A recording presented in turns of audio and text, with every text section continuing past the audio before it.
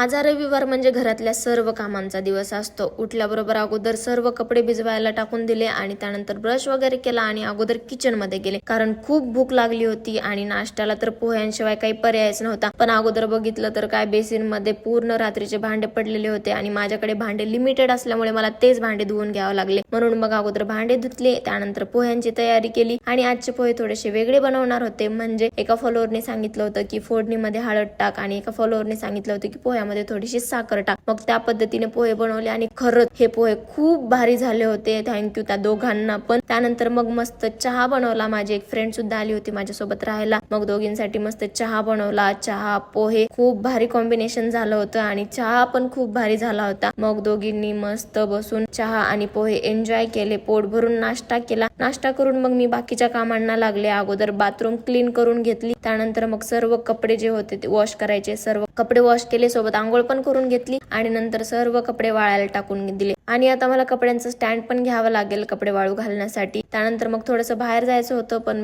बघितलं तर काय, माझे फेशियल हेअर खूप वाढले होते. मग ते रिमूव्ह केले. बरेच जण विचारतात की मी व्लॉग शूट करण्यासाठी कोणता ट्रायपॉड यूज करते, तर त्याचा सुद्धा लॉंग व्लॉग मी युट्यूबला टाकलेला आहे, नक्की जाऊन चेक करा. आणि त्यानंतर वाळलेले सर्व कपडे मध्ये घेऊन आले आणि घरी आल्यानंतर पाहिलं तर काय, माझे एवढे मोठे पार्सल येऊन पडलेले होते. मग सर्व पार्सल तुम्हाला उद्याच्या व्लॉग मध्ये बघायला भेटतील.